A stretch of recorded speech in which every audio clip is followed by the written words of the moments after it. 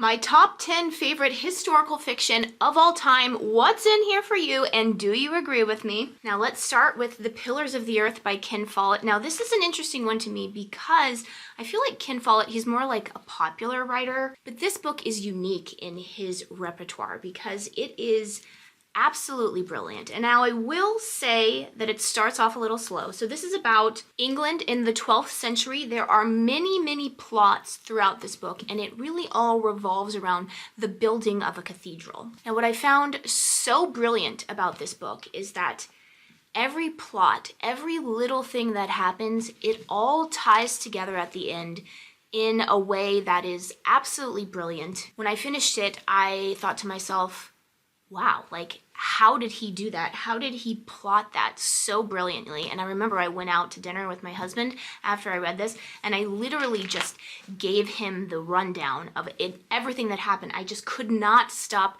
talking about this beautiful book, this beautifully plotted book. It has a fantastic love story of unrequited love. It has villains. It has revenge. It's absolutely brilliant. It does start off slowly, I will say that, but man, towards the end, you cannot stop. Now, next favorite on my list is Kindred by Octavia Butler. Now, some people might say this isn't historical fiction. This is science fiction.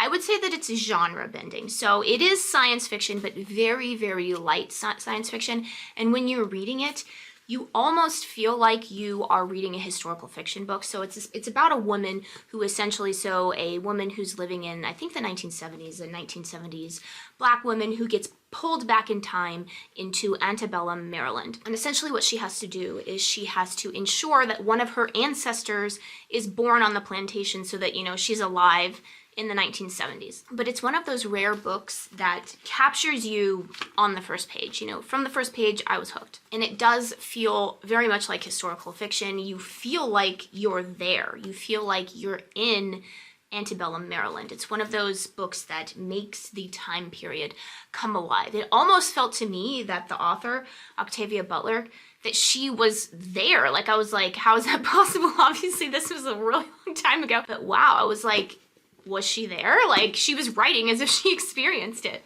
Next one, Birdsong by Sebastian Faulks. Now, this one I actually read fairly recently, and it was, I can't express how much I love this book. This was one of my favorite books of all time. It's a World War I story, so it starts off before World War I. You have this main character, Stephen. He basically is essentially, he grew up as an orphan essentially, and he, has this benefactor, and he essentially finds himself working in France. He speaks French. He's working for a guy who owns a factory in France, and then he has an affair with this woman, Isabel. She gets pregnant unbeknownst to him.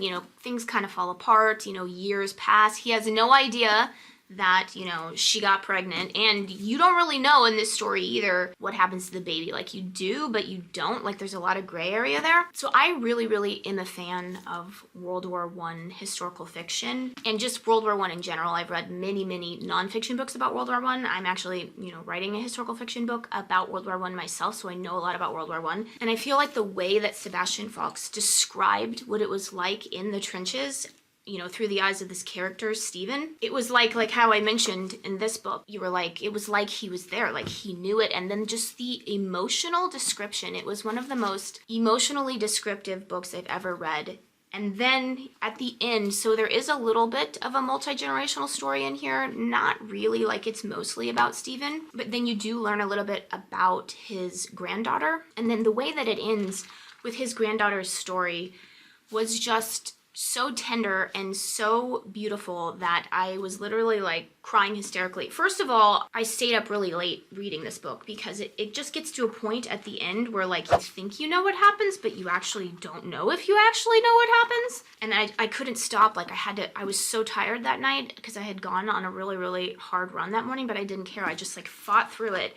And then by the time that I got to the end, I was literally just like pouring out crying. Now, another book that I cried a lot at is The Kite Runner. So this is a story of Afghanistan, the 1970s in Afghanistan when Russia invades Afghanistan. The main character, Amir, he witnesses a terrible thing that happens to his friend Hassan. Now, Hassan is part of the Hazara ethnic group, and so it goes a lot into, you know, the racism against that group, as well as just, you know, what happens to Afghanistan, how Kabul, the city that he lived in, it was once a great city, and then how it was just absolutely destroyed, and then he and his father have to flee, but then he has this memory of this horrible crime that he witnessed having to do with Hassan, and how that really just like eats at him. It's a very tender father-son story as well, so that, you know, really got to me as well. I actually remember, so I read this when I was on a plane from Los Angeles to Rome, and you know how there's that thing about planes where you just,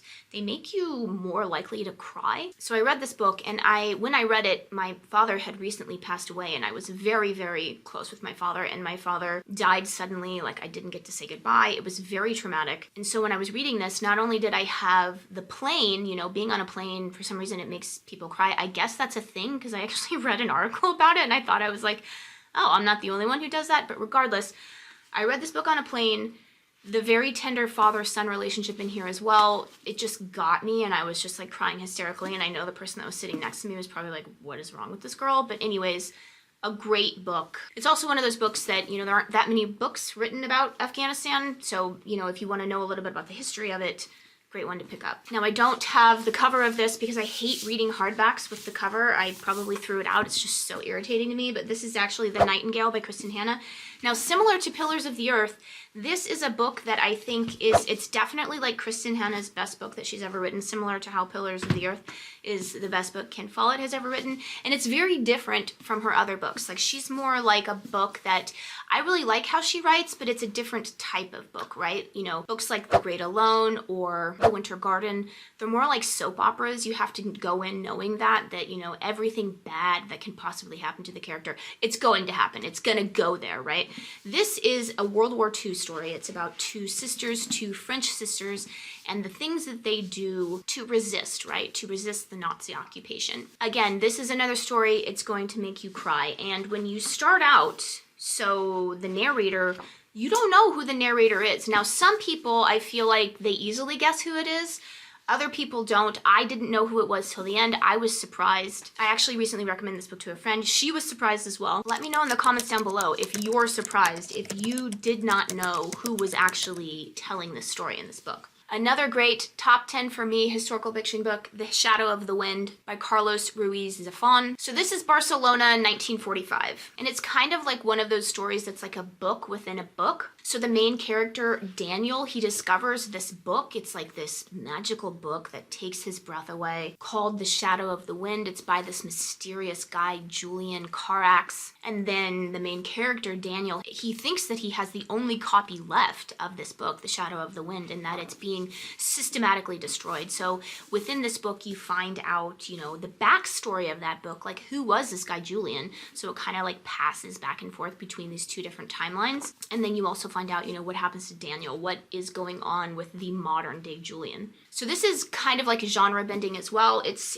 got, you know, big mystery vibes as well. The writing is beautiful, obviously originally written in Spanish. I wish that I can speak Spanish, but I'm not well enough to get the full beauty of the language, I feel like, so that's why I read it in English. And if you do speak Spanish on, you know, this level, I would recommend reading it in Spanish. Now, another historical fiction book that I absolutely loved was Where the Crawdads Sing by Delia Owens. Now, this is an interesting one to me because I feel like some people, like specifically, I recommended this book to my sister and then she didn't really like it. She thought it was really predictable.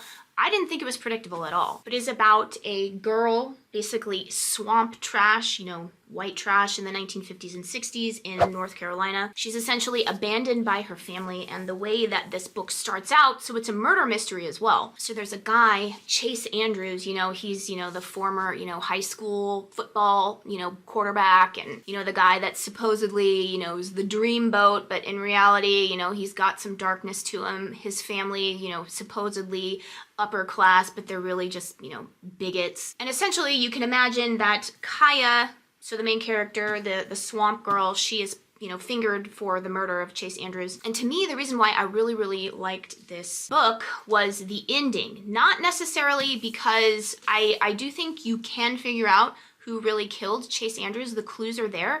And let me know if you figured it out. I didn't know. But even if you do figure it out, I think the way that the trial was run and the way that Kaya's attorney, the tact that he took in trying to prove Kaya's innocence, and then the way that it ended, to me, it was so brilliant. I was like, wow, she outsmarted them all. But yeah, I highly recommend this one just for the end. It was really, really good. Now, a book that I actually recently just listened to, I just finished listening to, and that is As Long as the Lemon Trees Grow by Zulfa Katu. I know I'm not saying her name correctly, but it is a story about Syria, about the Syrian Revolution. So this is very, very recent history. I loved this book, and I would recommend actually, so I didn't particularly like the narrator. I would recommend that you read this book on the page. The fact that I was able to get through the narration, even though I didn't like the narrator at all, I felt like she was really, really like over the top. It was a great book because it made you just fall in love with the characters. The main character, Salama, she is a girl who is in Syria. Her entire family has died except for her sister-in-law, Layla, who is pregnant. And she's sort of going like back and forth, like she works at a hospital, and Salama is really going back and forth if she should stay in Syria and fight for its independence, or if she should find a way to get out of Syria with Layla to protect Layla, who is carrying her brother, who she believes is dead. She's carrying his child. There's a love story element to this as well. It's a very sweet and tender love story. I read an interview of the author, and she said she wanted to make the love story similar to what you would see in like a Jane Austen book. I would agree that it's similar to that. But I do want to say that it's a very, very hard book to read. Just the brutality of the Assad regime is just insane. You almost have to like compartmentalize it to be able to get through it. And she said in the interview that I read that it was a very hard book for her to write as well. Now, she's somebody of Syrian descent. I believe she grew up in Switzerland and parts of Canada, or maybe I'm getting that wrong. She's of Syrian descent, but I absolutely love this book. It's a book that it makes you want to keep reading or listening, whatever medium you choose to read it by. Now, another historical fiction book that I really, really loved, and this one surprised me, it was City of Girls by Elizabeth Gilbert. So it's essentially about a woman who goes to New York when she's young. This is a little bit before World War II, and then it goes into World War II, and she goes to New York to have the time of her life. Like, she is a very, very promiscuous woman, which is very, very shocking for the time, as you can imagine. But it's not like the story isn't like about that. What I really loved about the story was the plotting. Now, I love Elizabeth Gilbert. One of my favorite books of all time is actually Big Magic by Elizabeth Gilbert. That's nonfiction. Now, I don't know where I read this. It might have been in Big Magic, or it might have been an interview with Elizabeth Gilbert, but she says that she loves Charles Dickens because of the plotting. And City of Girls is plotted in a similar way, where you don't really know how the story is going to all tie together at the end, but it does, and it does in unexpected ways, and it does in ways that, to me, are brilliant. Like, as a writer myself, I was like, wow, that was like really well done. Another favorite historical fiction for me is Remains of the Day by Kazuo Ishiguro. Now, this book is about a butler who is basically looking over his life as he goes on a road trip. And this is post World War II. And he's essentially thinking about the man that he served under, the man who he was a butler for essentially his whole life, his whole career. And what is so interesting about what Kazuo Ishiguro does is he just really subtly lays down these bombshells within his books. And then you're like, wait, that's what that's about? And then this butler, he starts to sort of like lay down these bombshells about the man who he worked for his entire life. And kind of like I don't want to say it, because if you do read this book, I don't want you to know what it's about, but he starts to lay down these bombshells about the man.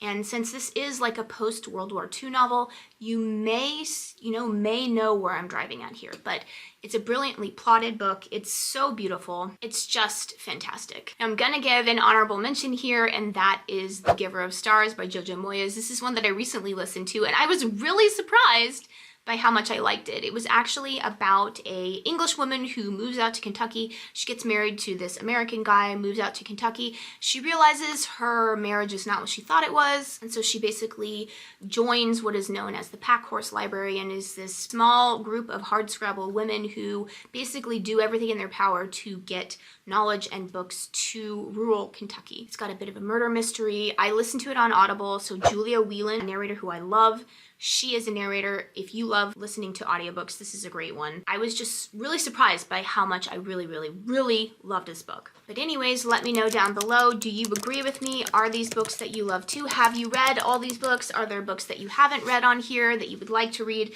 What are your favorite historical fiction novels of all time? I love to hear what you guys are reading because it gives me ideas. I know that not many people watch this channel, but it is really fun to me when somebody comments with a book that they're reading, and then a lot of times I'll pick it up. Like somebody actually recently commented that they're reading The Revenant, and I was like, wait, I didn't even know that was a book. So I went to the library, got it, and read it, and I loved it. So let me know in the comments down below, what are some of your favorite historical fiction novels of all time?